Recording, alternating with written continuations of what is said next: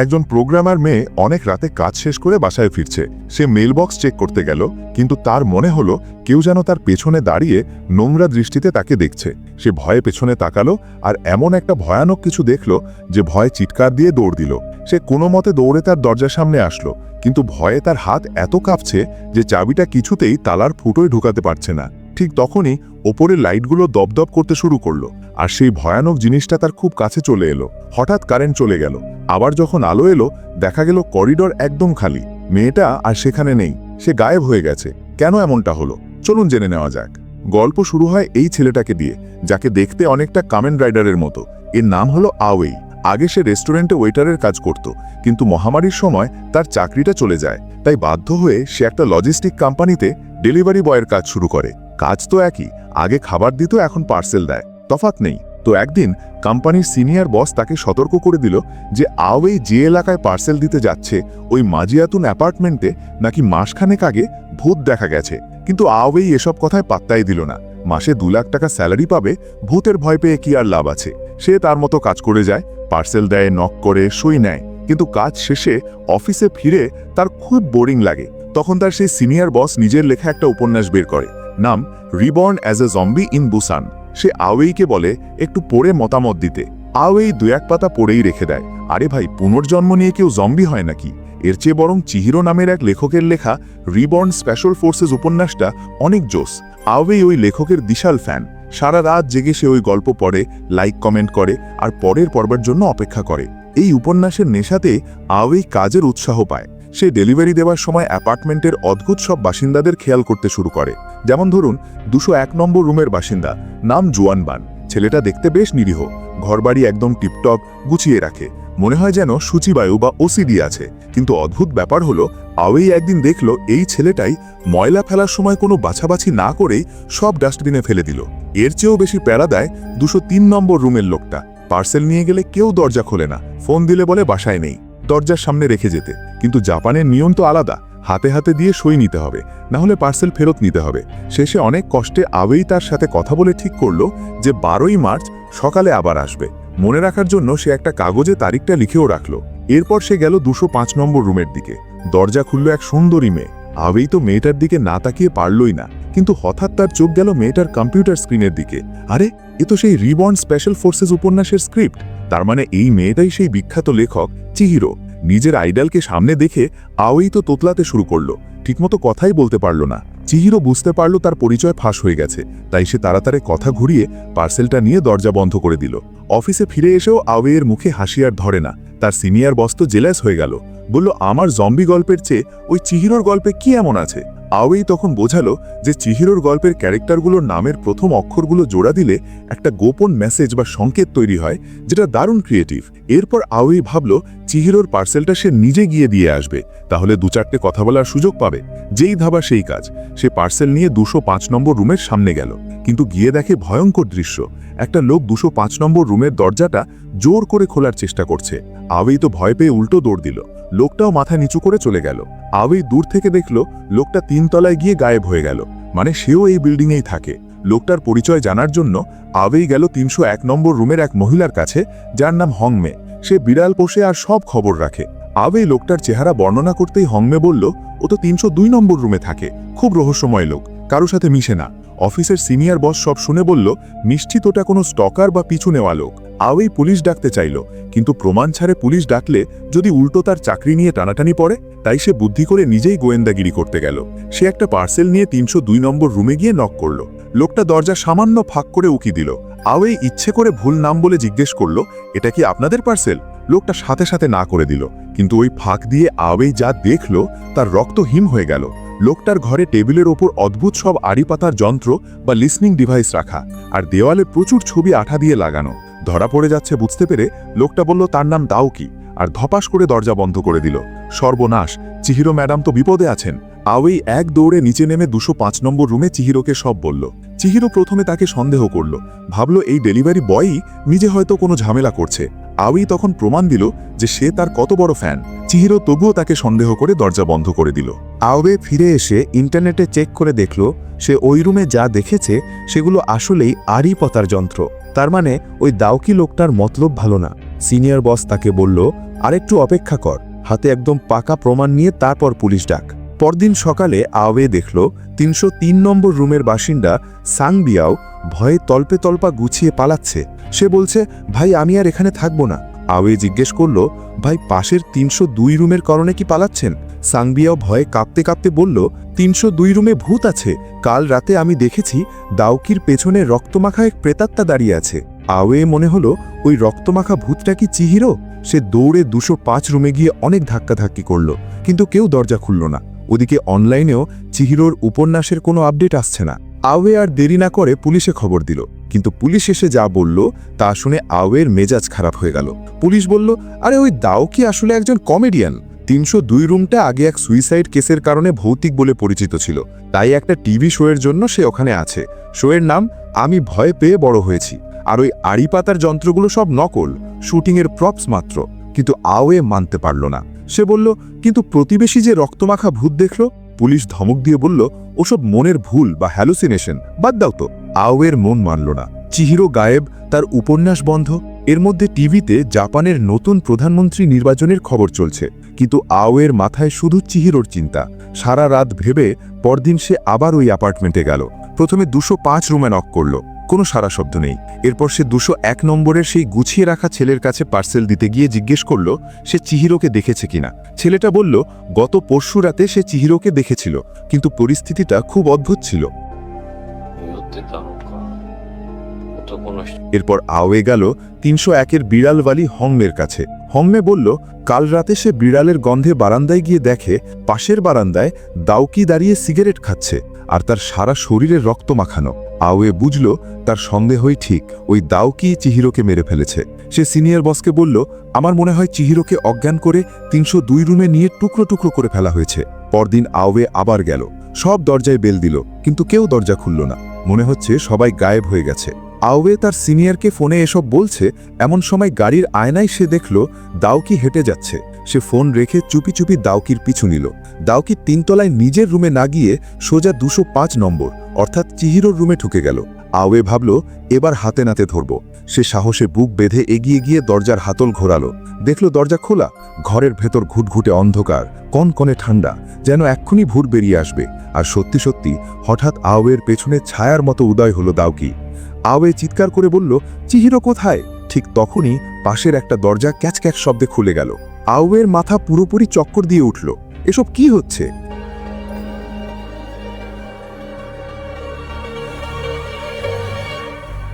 এর পরের দৃশ্য দেখে সে আরও অবাক। হঠাৎ কোত্থেকে তার সেই অফিসের সিনিয়র বস সেখানে হাজির। তারা 4 জন, আওয়ে, সিনিয়র বস, দাউকি আর সেই মেয়েটি, সবাই গোল হয়ে বসে আছে। সিনিয়র বস আওয়েকে কথা বলার সুযোগ না দিয়ে সোজাসুজি দাউকি আর মেয়েটাকে জিজ্ঞেস করল, যেহেতু এটা কোনো ভৌতিক ব্যাপার না, আবার খুন খারাপিও না, তাহলে আসল ঘটনাটা কি? মেয়েটা দাউকির দিকে তাকালো। দাউকি চুপ করে রইল। তখন মেয়েটাই মুখ খুলল। সে বলল, আসলে তার নাম চিহিরো না, তার আসল নাম মেকাওয়া কুঞ্জি, আর ওই দাউকির আসল নাম ইচিয়ারো কোজিরো। তারা দুজনেই আসলে জাপানি পুলিশের স্পেশাল ডিটেকটিভ। 3 সপ্তাহ আগে হেডকোয়ার্টার থেকে তাদের একটা সিক্রেট মিশন দেওয়া হয়। সামনেই প্রধানমন্ত্রী নির্বাচন। পুলিশের কাছে খবর আছে যে একদল বিদেশি টেরোরিস্ট বা সন্ত্রাসী কোনো এক প্রার্থীকে মারার প্ল্যান করছে, আর সন্দেহভাজন সেই সন্ত্রাসীরা এই মাজিয়াতুন অ্যাপার্টমেন্টের 3 তলায় লুকিয়ে আছে। কিন্তু 3 তলার কোন ফ্ল্যাটে তারা আছে সেটা নিশ্চিত না। তাই উপর মহল থেকে নির্দেশ দেওয়া হয় কুঞ্জি আর কোজিরোকে স্বামী স্ত্রী বা পার্টনার হিসেবে এখানে ছদ্মবেশে থাকতে হবে। আওয়ে আর আমাদের মতো আপনারা নিশ্চয়ই হা হয়ে গেছেন। প্লট টুইস্টের চোটে মাথা ঘুরছে তো? দাঁড়ান, আরও বাকি আছে। কুঞ্জি বলল, তাদের প্ল্যান ছিল সে চিহিরো সেজে ২০৫ নম্বরে থাকবে আর নজর রাখবে, আর কোজিরো একজন কমেডিয়ান সেজে ৩০২ নম্বরে থাকবে। কোজিরো প্রথমে রাজি ছিল না, সে জিম ট্রেনার হতে চেয়েছিল, কিন্তু মিশনের স্বার্থে তাকে এটাই মেনে নিতে হয়। তারা আসার পর থেকেই পুরো বিল্ডিংয়ে জাল বিছাতে শুরু করে। কুঞ্জি সব রেকর্ড করত, আর কোজিরো লুকিয়ে লুকিয়ে সন্দেহভাজনদের ঘরে আড়ি পাতার যন্ত্র বা বাগ বসাত। ৩০১ নম্বরের সেই বিড়ালওয়ালি হংমের ঘরে কোজিরো একটা ইলেকট্রনিক ঘড়ির পেছনে লিসনিং ডিভাইস বসিয়ে এসেছিল। সব ঠিকঠাকই চলছিল, কিন্তু সমস্যা বাঁধালো ওই মহিলার বিড়াল মিমি। আসলে ওই বিড়ালটা ভুল করে সেই আড়িপতার যন্ত্র বা লিসনিং ডিভাইসটা গিলে ফেলেছিল, ফলে যা হওয়ার তাই হলো। 1 সপ্তাহ পার হয়ে গেল, কিন্তু কুঞ্জি আর কুজিরো মানে আমাদের সেই ভুয়া পুলিশ দম্পতি কোনো তথ্যই বের করতে পারল না। উল্টো তাদের হেডকোয়ার্টার থেকে খবর এলো যে সন্ত্রাসীরা বোমা বানাচ্ছে এবং একটা সিক্রেট ওয়েপন কুরিয়ারের মাধ্যমে ডেলিভারি দেওয়া হয়েছে। ঠিক তখনই কুঞ্জির সন্দেহ গিয়ে পড়ল আমাদের বোকাশোকা ডেলিভারি বয় আওয়ের উপর। সে মনে করল এই আওয়ে নিশ্চয়ই সন্ত্রাসীদের দলের লোক। সে আওয়ের দেওয়া একটা চিরকুটের নম্বরকে সন্ত্রাসীদের নম্বর ভেবে বসে, কিন্তু যখন ওই নম্বরে ফোন দিল, ওপাশ থেকে এক সাধারণ বয়স্ক লোক ফোন ধরল। কুঞ্জি আর কোজিরো তো পুরা কনফিউজড। এরপর কোজিরো ভাবল তার কাছে থাকা কলমের মতো দেখতে চেতনানাশক বন্দুকটা কাজ করে কিনা চেক করবে।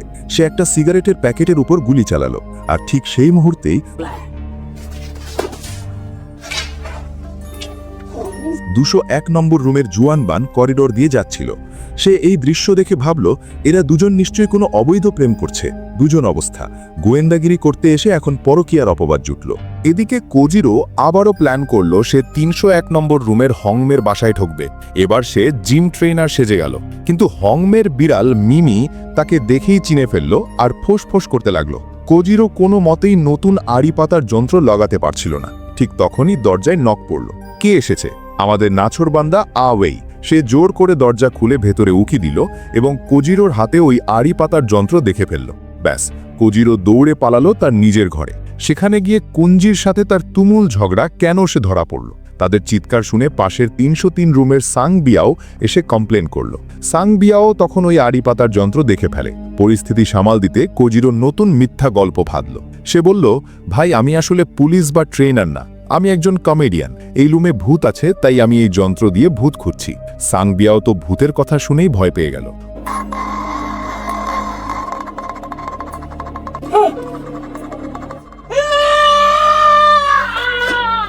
ওদিকে কুঞ্জি রাগের চোটে কোজিরোর গায়ে লাল ড্র্যাগন ফ্রুটের জুস ছুঁড়ে বাড়ল। কোজিরো যখন বারান্দায় গিয়ে লাল শার্ট পরে সিগারেট খাচ্ছিল, তখন হংমে তাকে দেখে ভাবল ওটা রক্ত। এভাবেই সব ভুল বোঝাবুঝির সৃষ্টি হয়েছিল। যাই হোক, এরপর তারা সন্দেহ করল যে 201 নম্বর রুমের সেই পরিপাতি ছেলে জুয়ানবানি আসল সন্ত্রাসী, কারণ সে এত পরিষ্কার থাকে কিন্তু ময়লা ফেলার সময় বাছাবাছি করে না। পুলিশের ধারণা সে ময়লার সাথে বোমার পার্টস পাচার করছে। যেই ভাবা সেই কাজ। পুলিশ ফোর্স এসে জুয়ানবানকে অ্যারেস্ট করল, আর মনে হলো সব সমস্যার সমাধান হয়ে গেল। গল্প এখানেই শেষ হতে পারত, তাই না? আপনারা যারা এতক্ষণ ভাবছেন যে তাহলে আওয়েই এর সন্দেহ ভুল ছিল, এরা আসলে পুলিশই ছিল, তাদের জন্য বলি, দাঁড়ান ভাই, আসল টুইস্ট তো এখনো বাকি। সিনিয়র বস আওয়েইকে বলল, বুঝলে তো ঘটনাটা, এটা ছিল একটা পুলিশি অপারেশন। আওয়েই বসের কথা শুনে মাথা নাড়ল, কিন্তু তার চোখ গেল ঘরের বুকশেলফের দিকে। সেখানে বইয়ের লেখকের নামগুলো দেখে তার মাথায় বাজ পড়ল। একটু আগে কুঞ্জি যে নামগুলো বলেছিল, মেকাওয়া কুঞ্জি, ইচিয়ারো কোজিরো, জুবু জেনমেই, শিমামান, এই নামগুলোর প্রথম অক্ষরগুলো যদি একসাথে করা হয়, তাহলে জাপানি ভাষায় একটা বাক্য তৈরি হয়, যার অর্থ হলো আমি যা বলছি সব মিথ্যা। আওয়েইয়ের শরীরে বিদ্যুৎ খেলে গেল। সে বুঝতে পারল এরা কোনো পুলিশ না, ওই মেয়েটা আসলে লেখক চিহিরো, আর ওই লোকটা আসলেই সেই সাইকো খুনি দাওকি। চিহিরোকে জিম্মি করে দাওকি এই পুরো পুলিশি গল্পটা আওয়েই আর তার বসকে শোনাচ্ছিল, যাতে তারা চলে যায়। চিহিরো চালাকি করে গল্পের চরিত্রগুলোর নাম এমনভাবে বলেছিল যা তার উপন্যাসের ফ্যান একমাত্র আওয়েই ডিকোড করতে পারবে। আওয়েই ব্যাপারটা ধরে ফেলল। সে ইচ্ছা করে হাত থেকে একটা জিনিস ফেলে দিল, আর সেটা তোলার ভান করে নিচু হয়ে দেখল টেবিলের নিচে দাওকি একটা বিশাল বড় ছুরি চিহিরোর দিকে তাক করে ধরে আছে। আওয়েই তখন ইশারায় তার বসকে বোঝানোর চেষ্টা করল যে কিছু একটা গন্ডগোল আছে। বসও বুক শেলফের দিকে তাকিয়ে সংকেতটা বুঝতে পারল, কারণ দাওকি আর চিহিরোর বডি ল্যাঙ্গুয়েজ মোটেও পার্টনারের মতো ছিল না, বরং একজন আরেকজনকে ভয়ে কাঁপছিল। বস চালাকি করে পুলিশ ডাকল। সত্যিকারের পুলিশ এসে বাড়ি ঘিরে ফেলল এবং ওই সাইকো দাওকিকে অ্যারেস্ট করল। পুলিশ জানালো এই দাওকি এর আগে 203 নম্বর রুমের একজনকে খুন করেছে, কিন্তু পুলিশ এটাও বলল যে দাওকি মোট 2 জন মানুষকে খুন করেছে। একজন 203 নম্বর রুমের লোক, তাহলে দ্বিতীয়জনকে? আওয়েই বলল, দ্বিতীয় লাশটা কোথায়? আমি খুঁজে দেখছি।